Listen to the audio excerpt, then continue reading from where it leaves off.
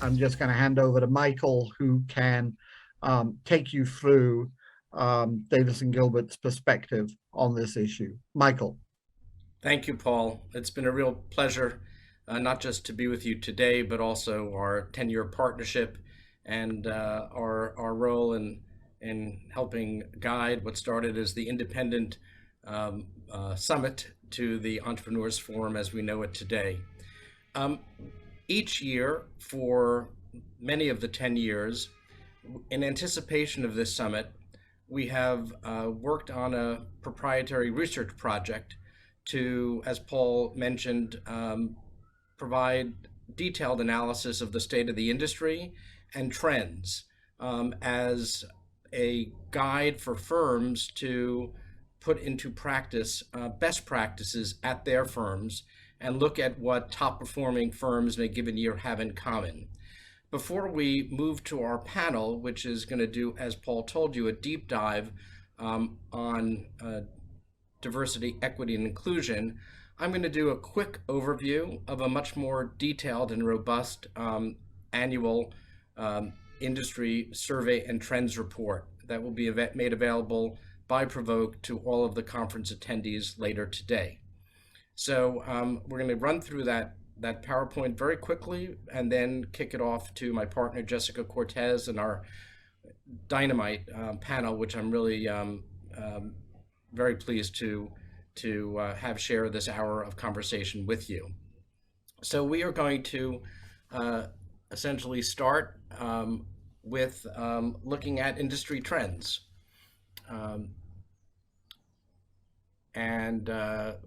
We are going to advance to the PowerPoint now.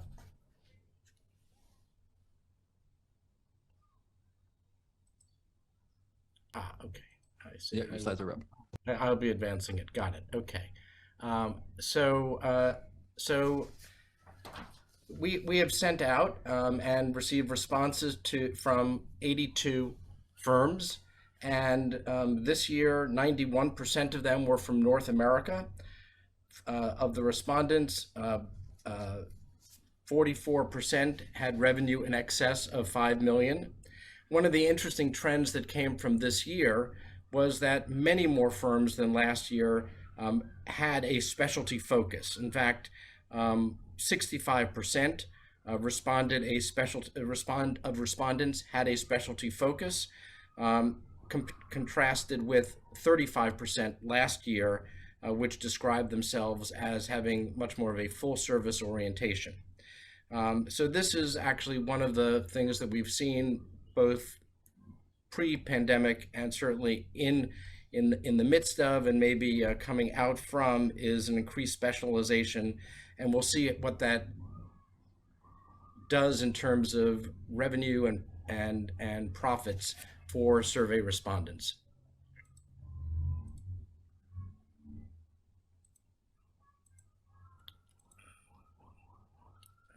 Okay, I'm having some difficulty advancing the slides. Give me just a second. Yeah, no, I'm advancing them for you on my end. Just let me know which slide you would like, which slide you'd like to be on. I'll just say next. Thank you. That's very helpful. So we're now looking at a revenue comparison of our responding firms.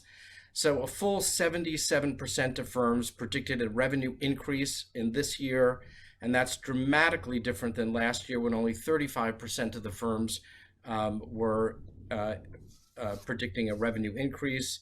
And similarly, a radically different picture when we look at the much smaller percentage this year that are predicting a revenue decrease, only 14% thinking that they will be decreasing the revenue by year end, and that's down from a whopping 38% last year. In our next slide, we look at the profit picture, which of course may even be more relevant. And that is slide 3. And look at this. 72% firms predict an increase in profit. That is virtually 3 times what it was last year when it was a mere 24% of firms. And 18% are predicting a decrease in profit, down from 25% last year. that probably, those statistics themselves probably account for the fact why 95% of respondents predict are optimistic or very optimistic as they look to 2022 for their firms. Next slide. So while the report is complete and has an awful lot of data, in the limited time we have today, I wanted to succinctly talk about 3 pillars of this year's top performing firms: specialty, size, and culture and compensation. Next.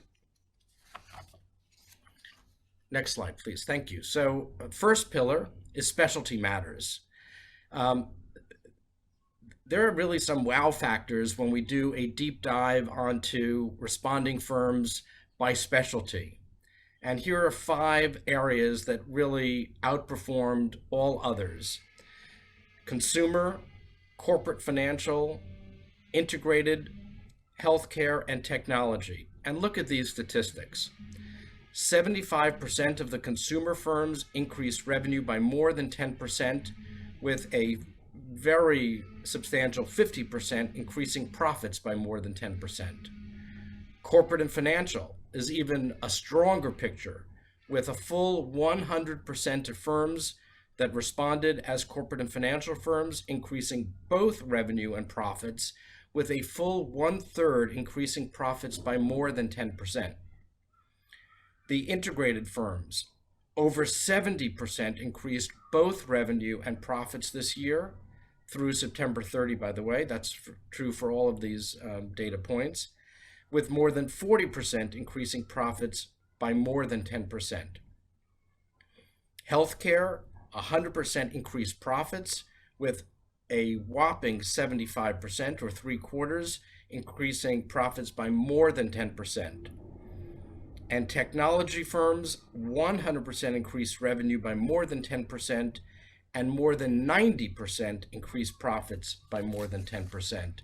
So we're not just seeing growth, we're seeing meteoric growth, and a real challenge for the industry will be sustaining that kind of level of growth, both top line and bottom line.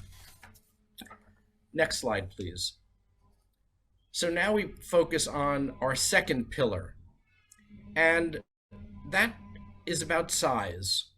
So we analyzed the revenue and profit performance by firm size, and the firms with 30 to 49 employees, as well as the firms with 50 to 100 employees, each demonstrated a sweet spot for maximum revenue, profit, and growth this year.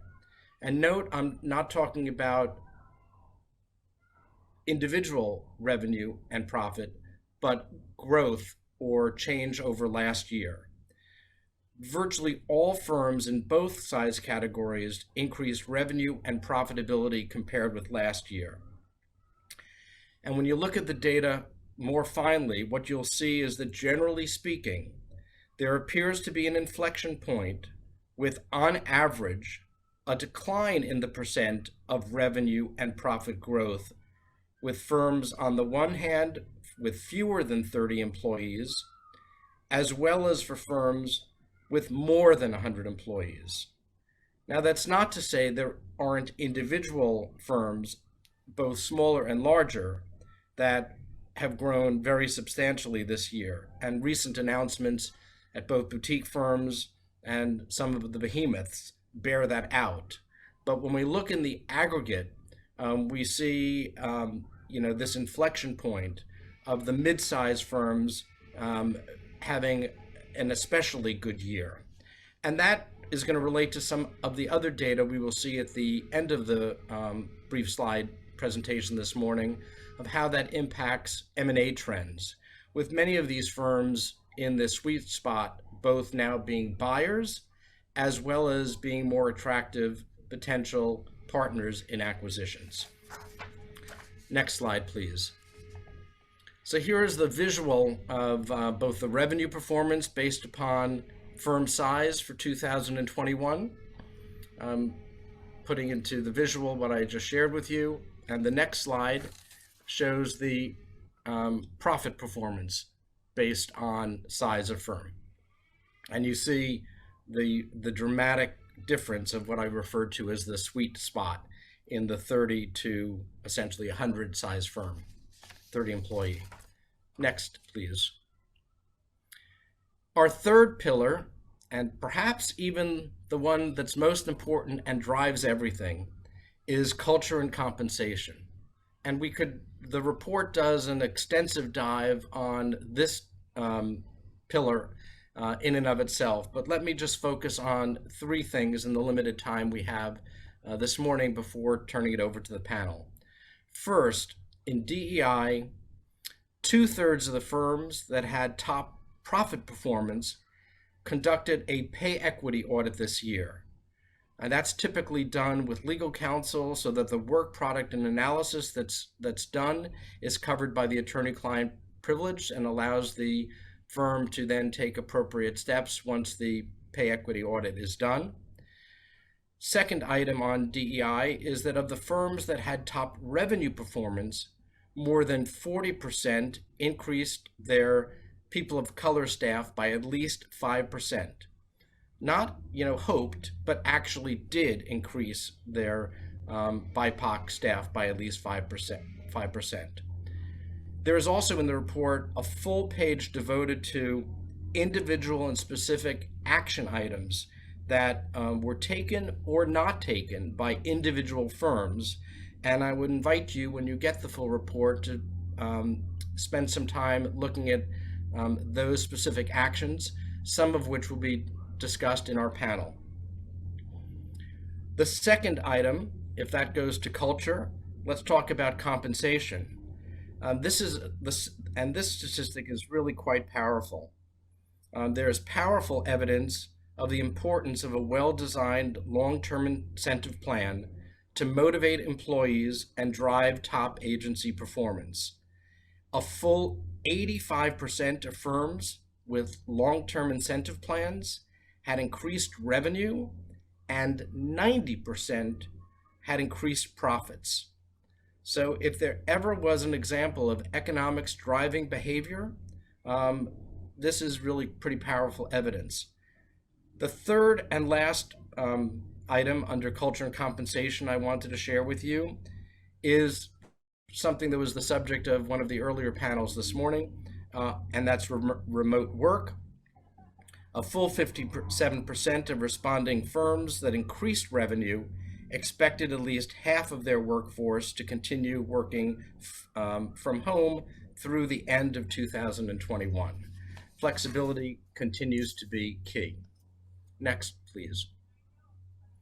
So before wrapping up, I just wanted to give you a little bit of how these financial and criteria were impacting the M&A market.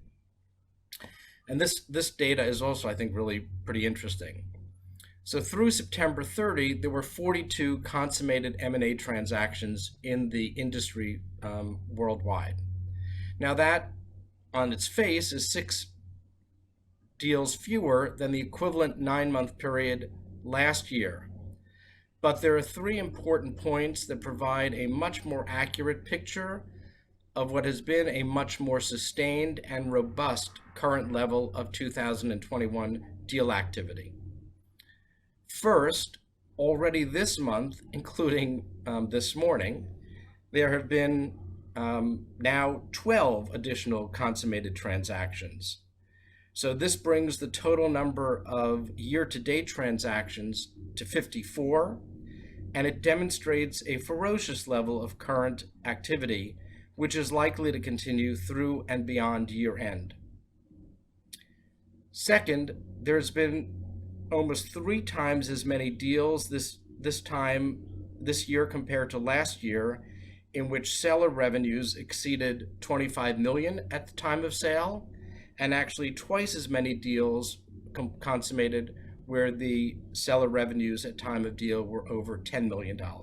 So although whatever we want to say about overall deal activity, larger deals are certainly in the mix more than they were last year. And then the third data point here is simply the unevenness of last year, where the activity was incredibly imbalanced, much of it occurring at what I'll call the shoulders, at the very early part of the year before the impact of COVID shut down really M&A activity, and towards the very end of the year when things started to reopen. This year we've seen the sustained and much more robust level. Next slide, please. And a very quick snapshot of who the buyers are and who the sellers are through the first 9 months of the year. Again, a very diffuse marketplace, 38 different buyers involved in the 42 completed transactions. Only 4 buyers closed more than one transaction, and those 4 were Fin Partners, LLYC, Publicis, and Real Chemistry. And on the mirror image of that, the seller profile, the top 3 specialties of the firms that were sold in 2021 were technology and digital, 43% of all completed transactions, healthcare, 19%, and business to business, 15%. As we look at the seller profile, one other data point from our long survey and the survey analysis is that while 57% of respondents said that the events, their financial performance of 2021 would have no impact on their sale, prospects or not, 41% said that 2021 made it more likely that they would do a sale in the next 12 months. But there's next slide, one other thing that the top performing firms had in common. I referenced it earlier in my debate, and that was an authentic commitment to measurable and actionable steps on the DEI journey. And with that, I'm going to turn it over to my partner, Jess Cortez, and our incredibly esteemed 4 panelists. Jess? Thanks, Michael. I hope everyone's doing well. We're so happy to be here with you today, and I am so privileged to introduce today's panelists, Tanisha Jackson Warner, the founder and CEO of Igami Group, Beth Monahan, CEO of Inkhouse, Bill Amata, founder, chairman, and chief connectivity officer at IW Group, and Helen Shelton, the global chief diversity officer at Fin Partners. I would love to ask each of you, and thank you so much for being here today. I would love to ask each of you to jump in quickly and just give us a little bit more information about yourselves and your firms, starting with Helen. Thank you. Good morning, Jessica, Michael, everyone. It's so lovely to be here. Again, my name is Helen Shelton. I have been part of the Fin family of companies for more than half my life. I currently serve as the Global Chief Diversity Officer and also oversee our multicultural marketing and communications efforts, as well as DEI comm strategies for clients across multiple sectors. And this is not a trending topic for us, and certainly not for me, just by the nature of who I am. So I'm just very heartened to see all of the conversation around this issue, as well as all of the action that we are all putting behind it. So thanks very much for having me. I look forward to being part of the conversation. Thank you so much, Helen. Beth? Hi, thank you so much for having me. So I'm Beth Monahan, founder and CEO of Inkhouse. We're celebrating our 15th anniversary next year, which is exciting. We have about 135 people with 4 official offices in Boston, New York, Seattle, San Francisco, and then a couple outposts in Denver and Southern California. We focus on technology and mostly companies trying to make change happen. So we do a lot of IPO work, M&A work, but also very early stage clients. And as I mentioned to my co-panelists, tech is very white. And so we have done a lot of work with clients around the need to increase diversity within their organizations. And we have also done a ton of work in our own, and I'm excited to hear everyone's insights. Thanks so much, Beth. Tanisha?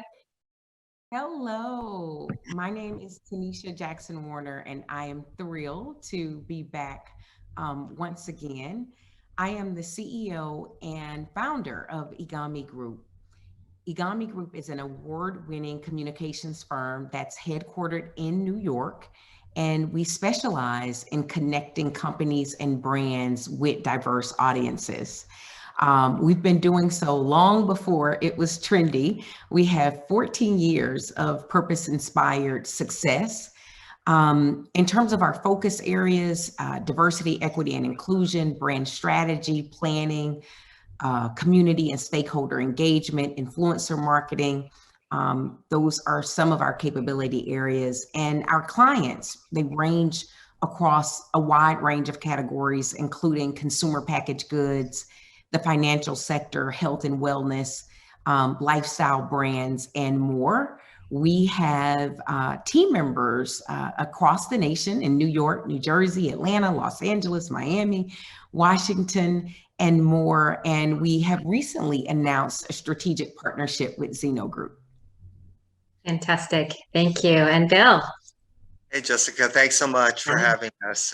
Bill Amata, I'm the Chief Connectivity Officer of IW Group. We're aligned with the Interpublic Group of companies, founded 32 years ago.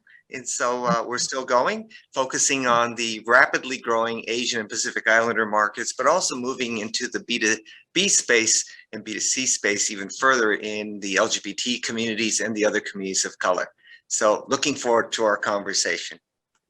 Thank you all so much. I'm so excited to hear from all of you, because just from your openings, you can tell that you're all going to have very unique perspectives based on your personal experiences and your growth areas and your particular focuses at each of your organizations. So I'm so thrilled to have you all. Starting with something that was very interesting that we talked about when we were having a prep session for today's panel, the concept of storytelling, story living, and story doing. I was really quite struck by that terminology that we were using in our discussion. And I'm very curious to hear from all of you how, what that concept means to you and how your respective DEI journeys, individually, as well as with your companies, has included storytelling, story living, and story doing. For purposes of time, I think, have maybe two of you speak to each question, but of course, as we've talked about, please jump in. I just want to make sure everybody gets a chance to be heard, because you all have so much fantastic information and knowledge to share. So I think, if we don't mind starting with Tanisha, I'd love to hear from you about your version of storytelling, story living, and story doing. Oh boy, I'll start with story living. I think story living comes to life from a standpoint, as leaders at Igami, we strive to have a diverse team that really represent what does our world look like. And so from our perspective, around 80% of Igami Group's team members are people of color, ranging from 54% Black, around 21% Latinx, and around 4% Asian Pacific American. And that was very much so intentional, given our focus area of connecting brands with diverse audiences. We needed to start from the inside out. Another element in terms of story living and story doing is our team really strives to create cultures in which all of our team members feel they belong, but especially for our people of color, ensuring that they feel that they belong and they can bring their whole selves to work, and everything that means to be a minority in our nation during the times that we're currently living in. One of the most memorable days in Igami Group's history would be the moment when we gathered after the murder of George Floyd. And it was in that meeting that, as a team, we felt together, we cried together, we exhaled together, we were angry together. And it was very important for us to create a culture where we were able to say to our employees, it's okay to not be okay in this moment. So creating those cultures where you can bring your whole self to work is very important. And then the last thing for us is story doing. And that's making sure that the solutions that we're bringing to the marketplace for our clients, that we're pioneering and supporting them in understanding how to reach the new mass market. We do so by partnering with them to increase their cultural competency and understanding, and having solutions for them to reach diverse audiences. So that's my snapshot of story living, story doing, and I don't think I hit storytelling, but I know someone else will. Thank you. I'm curious about the last thing you said about the solutions that you're helping your clients to figure out to reach a greater understanding. Do you have specific examples that you could, without, of course, divulging particular client information, but? Yeah, we do it every single day in all things that we do. I'll take an example with a financial sector client. Who, of course, had what we would call a general market solution. Igami Group came to the table to basically help them understand what was the opportunity as it relates to minority business owners. But in order to do that, we had to do an in-depth understanding of insights and research to increase the cultural competency of this particular client. We not only looked at the insights and research, but we also looked at it across different diverse groups, Latinx, Asian Pacific American, Blacks, and then we translated, okay, so here's what you're doing in the general market space, but here's what specific solutions and products need to look like to meet the needs of minority business enterprise owners. And so it was the translation of here's what you're doing in general market, but here's the cultural nuances to understand what it means to provide meaningful solutions to minority business enterprises. Mm-hmm. Fantastic. Thank you. Bill, I'd love to hear your take on storytelling, story living, and story doing as well. So the idea of story telling is very important, of course, because each and every one of us have a unique story and they're all different. And the cool thing about that is that when we bring those stories to our workplace and to our clients and to the world, that's when we start to live those experiences, when we start to open up and share. But the story doing part is really important for us because after Tanisha was talking about the killing of George Floyd, a lot of the companies were really leaning in and said, we have to do something about systematic racism and the injustices in our country. But a lot of the companies, you know, they didn't know what to do. So they would do what they normally do. Well, we're going to give some money to the Urban League and the NAACP and to Unidos, which is a Latin organization. And so they go to very safe places. They check off the box. They donate a large sum of money and then you don't see them anymore. We've actually been pushing our clients to do even more than that, not just to go to the organizations that they feel very comfortable with, but to go to the HBCUs, the historically Black colleges and universities. There are over 100 of them throughout the US. And rather than go to the top 10 or the top 15 or 20, we said, if you want to really change equity in our country and the inequities in our country, go to the universities and colleges in that group that are number 99, number 86, number 65. That's where you could have the greatest impact. So we've really steered our clients to make an impact in places where they're relatively uncomfortable. Because when you have these uncomfortable conversations, that's when you're actually doing those stories. Do you have an example that you can share with us? I know some of this might be confidential. Sure, absolutely. So one of the companies said, Bill, we're giving to the Urban League. I said, okay. And we're giving to Howard University. Howard University is a fantastic university, which we all know. It's one of the top HBCUs in the country. And they said, we're also giving to Hampton. I said, okay, top 10. I said, what about Prairie in Texas? And they go, where's Prairie? And I said, what about, some of the HBCUs in other states like Delaware State? They said, never heard of Delaware State. So what we did was we said, why don't you invest in these organizations, not only create mentorships for those organizations and those individuals, but be their sponsor and not just be there for 1 or 2 sessions, but make a commitment as people matriculate through college. And when they graduate, continue to be their sponsor and their mentor so that they succeed outside of the academy. So that's just one example We also got the advertising industry, which is a parallel to the PR industry, to make a commitment. So one of the groups is the Advertising Educational Foundation, which is part of the Association of National Advertisers, passed a resolution that they are going to change the makeup of their board by 40 to 50% and include people of color. And a few days later, we had already picked 4 new African-American, Black Americans to serve on this very strong leadership organization. So doing these things and being intentional about it is really important. Being intentional. Yeah, I think that's a fantastic point. Thank you, Bill.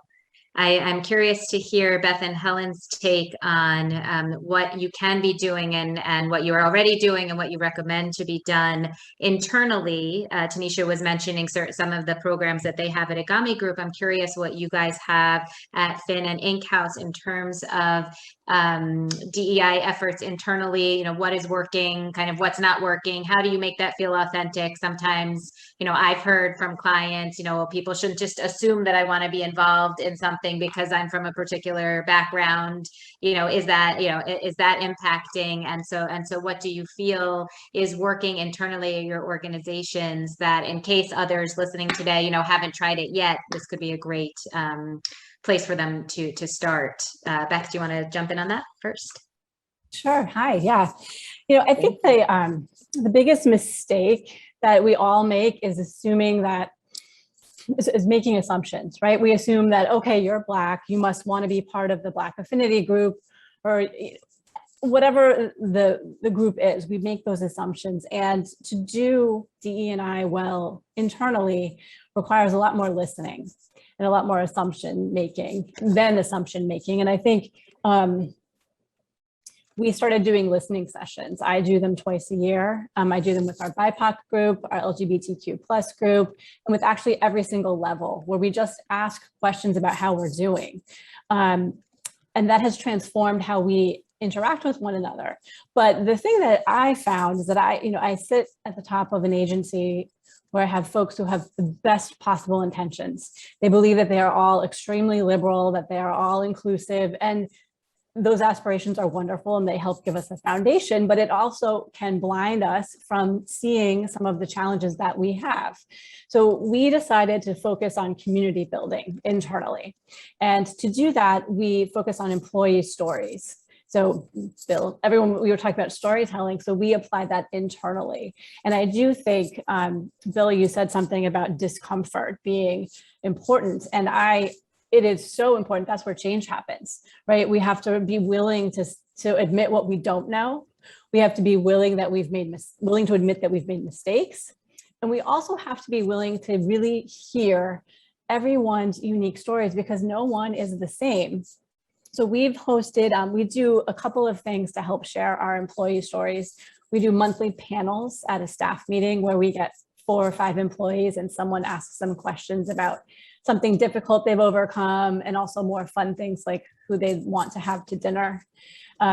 We've done storytelling contests. We've been doing those for about 5 or 6 years. First, they were spoken word contests, and over the past 2 years, we've published books. This just came out. It's called Aren't We Lucky? And it's a book of employee essays about resilience. So we got to hear one entry-level employee story about how the Proud Boys came to his town in Snohomish, Washington. And they were really overtaking the place. And he organized a counter demonstration where 600 people showed up.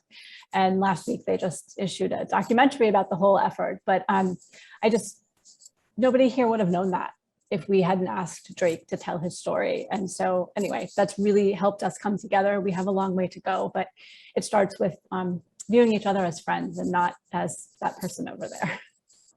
And thank you so much, Beth. Do you feel that people feel comfortable to share? I mean, does it take time? Is it, do they feel like pressure, or it's just if you want to? And, how does that work? I could see with like different personalities that some people would be more on top of that than others. It has to be if you want to. It cannot be compulsory. We make that really clear up front. And we do a lot of mentoring to help people who want to do it. It's a big deal to share your story. It requires a lot of bravery. And the first year we did it, I thought I would get 10 essay submissions, but I got 50. So wow. I set aside 3 whole days because I promised that I would read every single one of them. So I did just that. But yeah, I find more and more people want to do it. That's fantastic. Helen, I'd love to hear your take at Finn as well.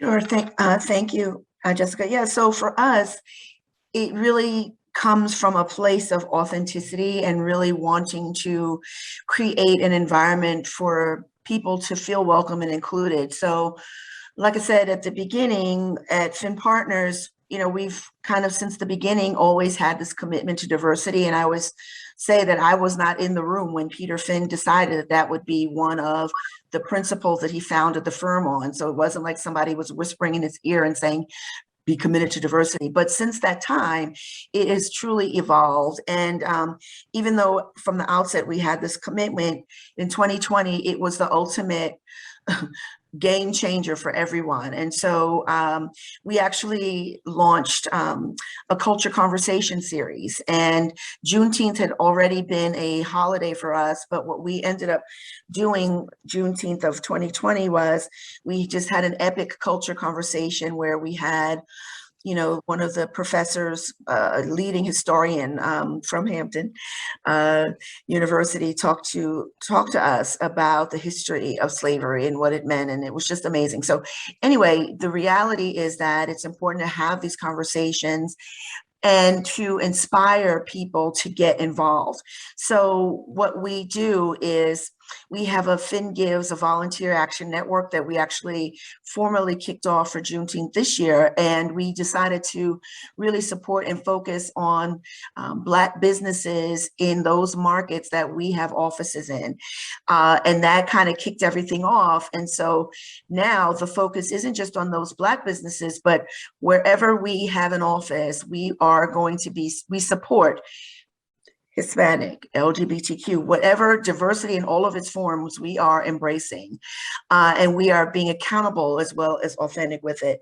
And for us, it's not just about the calendar milestone. Okay, it's Black History Month, so we must do, you know, it's really about what can we do as a culture internally to support each other. And that began with the idea that we don't have formal ERG groups. We have hobbies and interests. And instead, what that is it's people that are coming together based on their personal and professional interests, whether it's sports, whether it's cooking, whether it's gaming. And you find that there's people of all different backgrounds that are coming together in the name of their common interests. And in that manner, we are facilitating a culture that is just naturally inclusive. Not to say that it's not important to have opportunities for Black people or Latino or Asian, what have you, to feel that they have some place to turn in a safe place, because that's important too. We do have those in place. But the reality is, in terms of our culture internally, we are working on that together, regardless of what your background is. We want a one Finn inclusive culture of everyone, and we do not tolerate anybody or any action that goes against that. It's super interesting. I'm curious to hear in process, like how that works. Are those, you know, like Slack channels by hobby, or do you have separate meetings that people go to? And do people feel, you know, how do you guys, given the workload that we all have, how do we make it so that people feel that they can really, you know, participate in those things as well as get all their work done? Well, that's kind of I have to give credit to my colleague. Everyone should have a Nanther Thangaraja. Nanther, we have a 100-person plus global DEI committee, which I oversee along with 2 steering committee colleagues of mine. We have representation from every single office in our network. But in terms of how we collaborate and continue these conversations and execute around our hobbies and interests, it's really about technology. So we do a lot of Slack and Teams, and Nanther, who sits on the DEI committee with me and 100 other people, he has taken on that responsibility to make sure everybody's able to connect and things, you know, you could be working and sometimes you'll see this something pop up on your computer, you know, hey, how you doing? Or did you, you know, and it's just like a wonderful thing. And then also there are sessions that are planned, you know, more formalized around these issues on Zoom and what have you. Hopefully when the offices start to reopen, we'll be able to do these things more in person. Yeah, it's fantastic. I participated in the firms. We had a virtual paint and sip night, and someone who like showed us how to do things, because I have, you know, the creative abilities of a P, but it was fascinating to have somebody like, and then you paint the water lily like this. And it was just very fun to be with colleagues, but not working, but bonding, you know, over our shared So inability important. to paint water lilies. But yeah, it was it was very fun. So I think that is a really important element. Everyone's been so focused in the last year on affinity groups, ERGs, which for those of you who are not familiar with that term, employee resource group, it's kind of another word for affinity group. But I think it's a great idea to also incorporate all of these other types of kind of availabilities, whether it be via Slack or little nights that you have or things like that, to get other people ways to connect. So I think that that's really great. Thank you, Helen. I'm curious, now that we've kind of looked at looking inward, I'm also curious in looking outward, which I know many of you have started to touch on already in your prior responses. You know, when we're talking about DEI, we're not just looking inwardly at what we can be doing with our organizations, but also externally, how we are inspiring the industry, how are we inspiring clients, what are you actually seeing from clients and potential clients in pitches, right? And how are you responding to that? And what are you doing to try to move move diversity, equity, and inclusion forward kind of externally through, you know, using your organization to do that? So I'm curious, starting with Tanisha, to hear from you on that. Yes. Well, one of the things externally that we found is many of our clients, and I'm sure all of us have experienced this, they are actually coming to us and wanting to ensure that we have supplier diversity goals. By that, ensuring that we are spending with minority business enterprises. Now, I am very grateful that our clients have that demand, because essentially that probably is what opened the door for Igami Group years later, is that it was a client side demand. So a couple things with minority owned companies, they contribute to around 4.7 million jobs and 700 billion in annual revenue. However, Black and Latinx businesses typically do not reach their full potential because of these barriers: lack of access to coaching and mentorship, lack of access to capital, and lack of access to the right connections. So at Igami Group, one of the things that we put a lot of intentionality behind is when we get our seat at the table as a minority business enterprise, we make sure that we are reaching across and back to also ensure other minority business enterprises are getting a seat at the table. So on average, over the past few years, we've spent over $2 million annually with other minority business enterprises. And you know, we are a boutique firm. So Jessica, you can only imagine the level of intentionality that went into doing that. Now, one of those MBEs, I can remember working years ago on a piece of Procter & Gamble business. We were working on the Oprah Live the Life You Want tour. And we were traveling the nation. And I remember having a conversation with our client to say, listen, we're going to do this, but we want to take our minority-owned production team to capture the content. And we were adamant about it. Now, fast forward, that was his name was Pete. That was his first opportunity working with a major corporation. Years later, he's now one of the directors on Grey's Anatomy. And he always says to me, thank you for making sure that not only you sat at the table as a minority business enterprise, but the intentionality of Igami Group to make sure others get a chance. So that's something that's very important from an external perspective that I think we're going to continue to see our clients desire. I'm also very proud of a strategic alliance that we recently announced with Zeno Group, in which Zeno Group invested capital dollars into Igami Group to support and fuel our growth as a minority-owned business. So those barriers that I talked about, access to capital, access to connections, access to mentorship, after 14 years, you know, those were real barriers for our company as well. And so we're thrilled that we have sort of a model that we hope other agency collaborations think about. Are there minority-owned businesses that you can potentially be investing in to fuel their growth? And so those are just some of the things that we're doing externally. The last I would say is we're really excited to pioneer and continue to lead the way in supporting our clients in what does it mean to market to the new mass market. That's going to come with significant cultural competency, cultural understanding trainings, and having the right solutions to support our industry in making sure that marketing is multicultural marketing. Mm-hmm.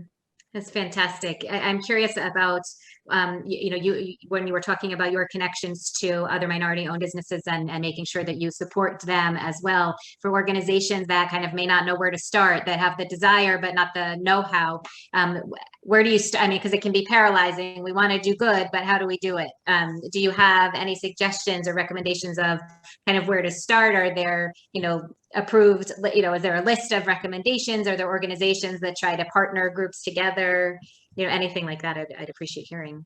Well, first and foremost, I'm so passionate about this that anybody that's watching, if you need a minority business enterprise to partner with, you can contact the Gummy Group, and I can tell you, we can give you a referral. I hate it when if you think that there are not enough qualified minority businesses. So that's one.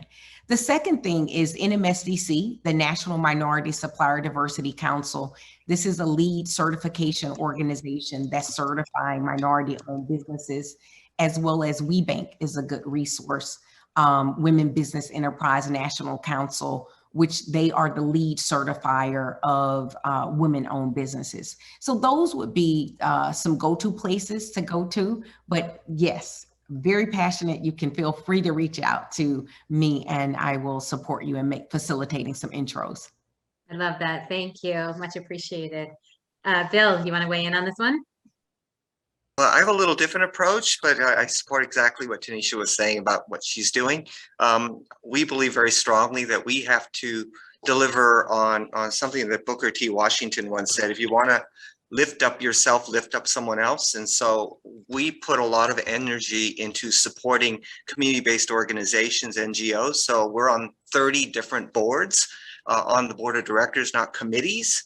And we make a real investment in those organizations. And if the organization doesn't exist, we have actually created them. So we've actually created 5 new organizations that are national to help fill the void, to make sure that communities of color have access to scholarships, have access to capital, but also impact policy. I support the minority business development community, but the way we do it is we actually raise up our competitors. So our competitors come to us on a regular basis when they're starting up and saying, how did you do this? And we actually guide them on some of the things that we did, some of the missteps we made, to make sure that they are as strong as possible. Because I tell our agency every single day, you're only as strong as your strongest competitor.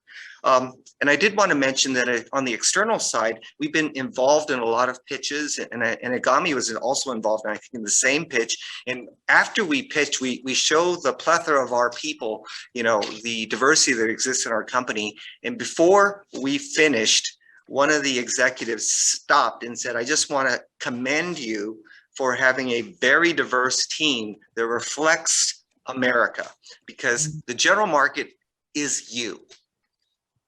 It is you, and you reflect that general market today. So the agencies that are out there, the companies that are out there, you have a very important role to encourage agencies and companies to reflect the broad diversity and spectrum of people that we have in our country. And that's going to make a huge difference moving forward. How do you figure out with your organization which boards you're going to join, and who within your organization is appointed to each one, and kind of how does that work in tandem with the work that they're doing for you? So if we're talking about equity and inequity, we were involved in this along with some of the other holding companies in the 90s. So this conversation to us is kind of old. And so now we're saying, okay, if we're going to really reduce the inequities in our country, we have to put skin in the game. And not only do we put in our own intellectual capital, we also have to put our own capital in there. So we donate $250,000 to these organizations each and every year, but we don't just back it up with money, we back it up with people power. And that's very, very important. And so we match up the people based on their interests, similar to what Helen was saying, is that, people have interests and these interests overlap. We look for those interests, we find the passion that people have in those areas, and then we work with them to find an organization that matches their interests and needs. It's fantastic. And is that, I don't know if you guys are like, kind of bill, I know we have in our world billable and non-billable work. I know you do too, because what can be billed to your clients and what can't. Is there a certain amount that you expect your employees to meet of this kind of work in addition to their billable work? For every dollar we earn, they have to give $2 back. For every dollar we earn, they have to give $2 back. And that I believe very strongly. But the thing is, we don't just do it. We want to do it to make an impact, but I will tell you that 99% of our revenue comes from repeat business and organic growth and referrals. Probably same for Tanisha, that people keep coming back and asking us, you're so involved in the community, your community so well, we want to join you on that. And so that makes a big difference when you're involved, when they see you involved.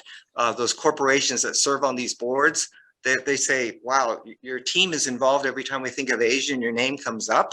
And that transfers into referrals and new business. And that's a fantastic segue. We didn't even plan that, but our next question is actually for you and Helen about examples of how your DEI mindset and approach has impacted client work and relationships. So I think you kind of just spoke to that a little bit. I'd love to hear from Helen on that point as well. Well, it starts with the relationship, and it starts with trust. And, it's amazing how when you are doing the right thing, the right things happen. So as a result of our efforts in DE&I, in terms of our own culture and, our volunteer network and our equal justice work, we also we have about 10 organizations on our roster that for our matching donation initiative. But the reality is that it can and does translate to our client work. As an example, we just launched a major initiative with the Fragrance Foundation to advance diversity and representation in this industry. Black women spend about $152 million on fragrance annually, and yet there is not a lot of representation when you think about it. When you think about the perfume industry, whether it's somebody from at the perfume counter to actual scent makers, there are all kinds of opportunities. So we just launched a major initiative. It's called Fragrance Forward TFF hashtag. And it's just been remarkable. We had over 1,000 people participate in this launch on this panel. It made headlines in the trades. It made headlines in local news and national news. And it just, when this client approached us for our work, they were just like, we know your reputation. We want to work with you. Your work, you're in alignment with it. And it just is very frustrating for me. As Bill said, when you hear people, the top line approach is, okay, let's give money to the Urban League. Let's give money to the NAACP. I happen to be on the board of the New York Urban League. We are very close connections to the National Urban League. So I'm not suggesting that we do not support these organizations, but there are so many others out there. And I feel like, our role as counselors and as strategic communicators on behalf of our clients, our job is to stay a step ahead and identify where are the opportunities to make a real impact. I'll say one more point and then I'll turn it back over to Bill. As an example, with all of this horrific stuff that was going on against the AAPI community. Rather than Peter just issuing a statement, which he did, we put action behind the statement. So we are partnering with the Asian Law Caucus. We put together a conversation, with Gilroy Chow, and who's a man who's down in the deep South, who came and talked to us about what the Chinese experience has been in the American South. And that inspires us, and therefore it inspires our clients to take action in a way that is so much more impactful and so much more meaningful. And that is what inspires me every day. from an external and an internal perspective. Jessica, Helen said it all. I'm going to turn it back to you. Thank you. Yeah, I don't need to fantastic say answers. any more. That was perfect. I'm so wowed and inspired and in awe by all four of you that I'm like having trouble even keeping up as I'm trying to take notes and listen to everything you're saying, so I don't miss anything, because this is all absolutely phenomenal. Thank you. I want to keep us on schedule. So as we move to our next topic, Tanisha, you actually touched on this earlier, but you know, obviously we've you know, in the wake of George Floyd's murder last year, talking about issues of social justice at work should always have been at the forefront, but really have become so much more so. And particularly, you know, with you know, that fact that happened during the pandemic, I think it was even more of a, you know, focus, because people are home and everyone's watching the news all day. And so I know you spoke a little bit about how to talk about social justice issues at work and equity issues at work in a way that people feel like they can be part of the conversation, in a way that people understand you don't have to be part of the conversation, but it's here and here's a safe place to have it. I think there's a fine line as well. We don't want to, as we were talking earlier, you don't want to make assumptions that people want to be involved in particular conversations just because of the backgrounds that they've grown up in, or where they were born, or what their color of their skin is, or what their gender is. So how, and it can be so challenging, of course. You know, Michael and I live in the employment law world, and you want to, you know, take these actions and have these conversations, but in a way that does not create unintended risk of discrimination claims, or people feeling harassed, or concern that terminology is being used in a way that can be offensive to somebody without you even realizing it, because that's not what you meant, but that's how it came out. So I think there's just a lot of you know, very careful thought that has to go into having authentic conversations about social justice and equity in the workplace in a way that, you know, continues to bring the organization together and doesn't create divisiveness. So I'd love to hear from both of you on that point. Well, you heard me say when I opened up, in terms of our employee makeup, we are over 80% people of color. And so inside of that, it's very important for us. And let me do this. That's number one. And then number two, our firm's mission is to make the world a better place for people of color. So typically our team members that have joined IGAMI Group, they are joining because of that shared purpose. And there's a connection point between the impact that they want to make within their professional careers, as well as the impact that they want to make within the communities that they serve and they live in. So for us, we open up various conversations in a series that we have called Community and Culture. It's open if you want to participate versus not participate. In most cases, a great deal of our team, they do want to participate, you know, knowing what our mission is. One of the things that we also are able to do that I'm very proud of is some of those conversations in 2020, when we were watching just the height of a collision of racism, as well as the disparities in healthcare with the pandemic. Our team, we were, I want to even move beyond that there was pain, but there was also pain and anger, and we wanted to do something.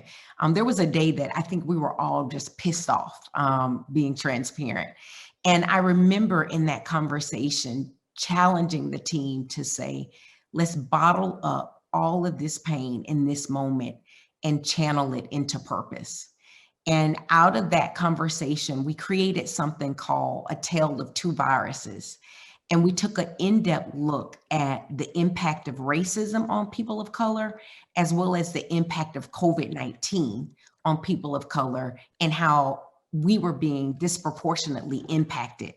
We packaged that up in a study, and we just started to give it away. Like, we met with prospective clients, we met with clients. We just wanted to share as much of this information to increase cultural competency as possible. Well, that actually later led to work with Johnson & Johnson, where we were able to put COVID-19 testing stages in the early stages of the pandemic into multicultural communities. It also led to us working with the financial sector client to come up with solutions that address the fact that minority businesses were being impacted more by the pandemic than others. One of the proud things that we worked on was with P&G. There was something called 1 million connected devices. And we looked at the insights at how many students were all of a sudden having to be taught remotely. But many of these students in multicultural communities did not have access to technology, internet. And so P&G created this entire initiative called 1 million connected devices, and getting 1 million technology devices in the hands of students during the pandemic to close that digital divide gap. Well, all of that was because we were willing to create an open space where we did talk about some of those societal issues that were impacting our employees in very personal ways. And the work that we worked on for that year was what I would say we channeled the pain into purpose that year. That's phenomenal. That's absolutely phenomenal. I'm curious, Beth, because I know your perspective, especially in tech, and you talked to us about your background advising the governor of Massachusetts at the time on the gender equity divide as well. So I'm curious to hear your perspective on how you've handled that, both in work and as well as personally in your experience. And then from there, I want to segue as you guys think about our last few minutes as we have to finish up. I would love for each of you to think about a takeaway that you can give to the audience, and thank you again so much for being here today. Beth? Yeah, so I'll talk a little bit about, I sat on a task force for Governor Deval Patrick here in Massachusetts a long time ago about gender equity in the state. And it really got me into this question of like, why was I involved in this conversation? And it helped me at InkHouse say, okay, we have to align all of our social justice conversations with our values. It can seem performative if you aren't doing that, and that's certainly never what you want to do. I know it's like, should you turn your logo rainbow colored on Pride Month? Maybe, maybe not. And so I think that if we align with our values, and at the time when I was working with the governor, I thought, wow, public relations is predominantly female, and yet most leadership is still, most men are in positions of leadership. So if we can't solve this, who can? So anyway, aligning with your values. I had a team of mostly women at the time, and I think that's really the most helpful thing to do.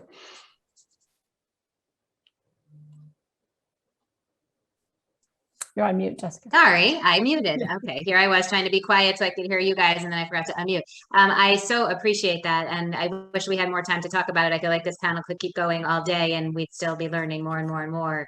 But I would love to hear from each of you about, one, I know it's impossible to just keep one, but one takeaway that you can leave with the audience to help guide, other agencies in the industry on their respective DEI journeys from each of your individual perspectives, because as we said, you each have such unique individual perspectives within your organizations. So I'd love to hear, I think we'll do Bill, Tanisha, Beth, and then Helen to finish it off. Thank you.